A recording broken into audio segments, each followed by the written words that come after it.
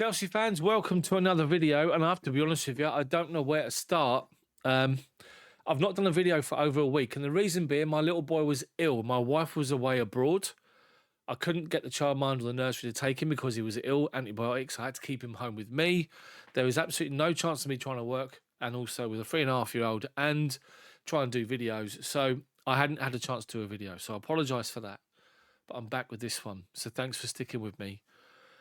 A lot's gone on. We've had the protest, we've had the game against Southampton, we've had Todd Bowley reacting to the protest, and all sorts of nonsense about, are we going to sign a goalkeeper or are we not?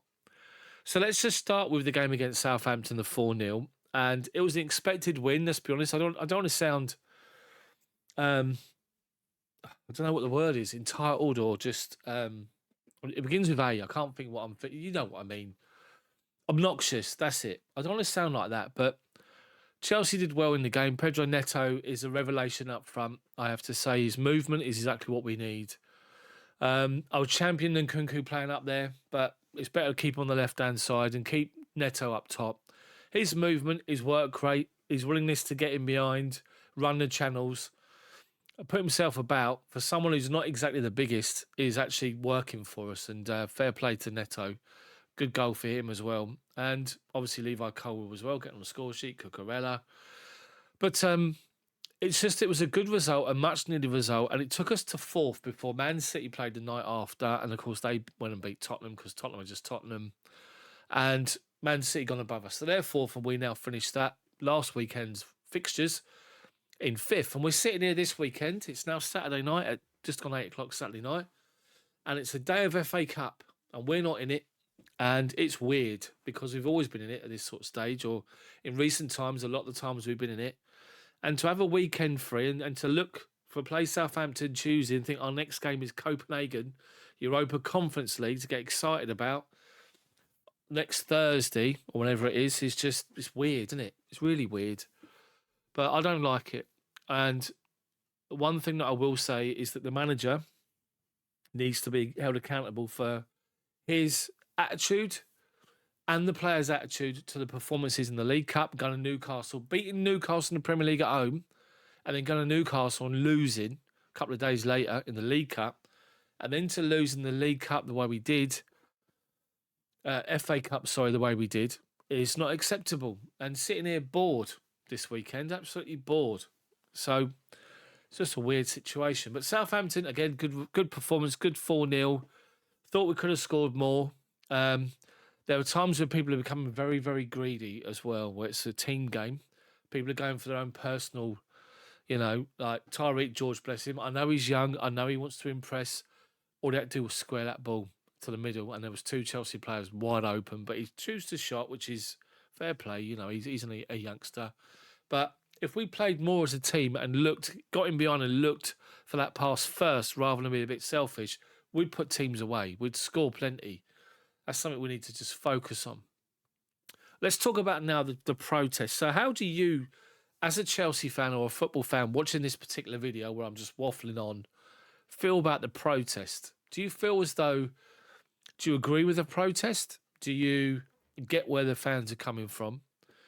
And what did you think of the numbers that protested? It wasn't many, was there? I was expecting a few thousand. Didn't get that, did we? Said it was mainly Bovril Gate, and it seemed to shift up to the West Stand entrance, which was weird. Anyway, the protest, I get what they're saying, and I did a few videos back, moan about the ownership and because of the transfer policy. The fact that Chelsea have announced again that they've signed another Brazilian wonder kid who's, 16, 17, 18, whatever he is. I only just saw it briefly. I just thought, my God, another youngster. Let's just, build a kindergarten at Stamford Bridge, for Christ's sake. They're talking about opening the Witherspoons. Next week it'll be a creche for our signings until they can develop and end up, it's just, you know what I'm saying? It's just a joke, really. And I sort of moaned about the ownership and said, look, in a transfer window where we know we need a striker, a goalkeeper, centre-back, experience, and we go and buy someone who's a midfielder that we've never heard of based on, obviously, data again. And this is where you bring in the Todd Bowley comment. Now, I'm not going to focus on all of what he said. on his interview at the football financial whatever nonsense it was. I'm just literally focusing on. I've read sort of script of it and got lost. I have to be honest. I watched the Sky Sports News Carve Solical bit broken down into simple terms because sometimes when you've had a week like I have, you just want to read the simple stuff. You can't be bothered to read all that nonsense. So the long and short of it is that Todd Bowley has turned around and said that they've been in the job, or they've taken ownership of the football club in it's only been 3 years. They have a strategy, a short-term strategy, a long-term strategy, and we need to give it some time, and it will all come good. Now, a long-term strategy, then you look at that and think, well, what they're doing is they're stockpiling these youngsters with talent because obviously from a business financial perspective, the likes of Cole Palmer signed for 45 million, his worth is at least double, nearly treble that amount right now. So as a business, the club are thinking we're doing all right here. Certain players have come in and their value's gone up. Nicholas Jackson, for example, his value will go up because of the way he's been playing. Some of them will just maintain their value. Enzo, Fernandez, Casido. Unless Casido carries on his progression as he is to become the world's best in that position, but he's got to go some against some of the other people in that position at the moment. Anyway, long-term perspective, Chelsea are buying these players in, as we know, on these long contracts, and they're looking to build them up, sell them on for a profit, and that's purely and simply what it is. They cannot. Clearlake and Bowley cannot have a long-term strategy where they believe that the players they're going to sign will remain at the football club for the length of their contracts. They'll see out the whole of their contracts, and Chelsea will end up winning leagues and Champions Leagues because we won't need to sign anybody else because we've got these players that will grow together over the next 4, 5, 6 seasons, become a dominant force in the league. Now, we hope that's what happens. And I imagine the long-term strategy is that hopefully from a football aspect, because we hope that Clearlake and Bowley have that in their mindset, that's what they want to happen. But for me, I just think their long-term strategy is buy the players young, these wonder kids, play them, build them up, flog them on for a profit, make money for them. Not necessarily for us or the football club. So that's the long-term strategy. The short-term strategy for me is, if you actually sit and look at it and where we are, and this is where I get conflicted because the transfer policy's shot to shit for reasons I've just explained about buying these youngsters and not experienced players that's going to take you the extra mile to challenge for Premier League titles. Look at Liverpool's squad. Look at the key players they've got, how long they've been there, how much experience they've got, and that says everything. Man City, how they've been dominant. Look at the amount of players they've had that have remained at that football club, season in, season out. Experienced players when they were brought in, and dominant. We need those experienced players. We're not going to get them. Let's be honest. We're not going to get them. I firmly believe the protest has meant nothing to Clearlake, nothing to Bowley. Just an awkward situation in the press. We're focused on them that they probably could have done without, but I don't think it means a blind bit of difference to them. The only way that Chelsea fans will make a difference is by not going to games, by talking with their bums and their feet, by not turning up and sitting down on those seats at Stamford Bridge and having an empty stadium, because it affects the owners financially. And if it gets to a point where Chelsea fans refuse to go to games and the attendance goes down by half, that has a massive effect on the business, and that's what will affect Clearlake and Bowley. And they'll need to get out, because it'll just be unmanageable. So, again, this short-term strategy is, when I said I'm conflicted, it's because we're doing well this year, better than we thought we were. Let's be honest. We have to be honest. We're 5th, and we're in amongst about 6 or 7 teams, even 8 teams, in the top 10 that are fighting for Champions League football in a number of points with each other. And, I mean, we're 2 points behind Nottingham Forest, and they're in 3rd. It's a ridiculous situation. So we got a run in. We got 9-game run in, and we got real big important games coming up. And the short-term strategy from them is for us to get in the Champions League. That's what Maresca's come out and said. But this is where I have a problem with Enzo Maresca. And I honestly believe, just watching it, commentating on the games, as you see on my the live videos on here. Have a watch of the live match commentaries. You can see in certain games, I'm saying it, you need to change it. You have to change things when it's not going right. And he doesn't change it. We're a one-trick pony, Chelsea. I have to say that. Teams have found out how to defend against us, make it difficult for us, and we got no plan B. The only plan B we got is to bring like for like on and hope they make a difference. It's not going to happen. So, and what Maresca said about Jorgensen, I told Jorgensen if he plays a long ball, I'm going to sub him off. It's just a joke. It's an absolute joke. I'm hitting the microphone. I'm that annoyed. Anyway, so I fear for us finishing in the top 4 now because of the teams around us, the amount of points that that separates us. Because when it gets tough, we haven't got the options.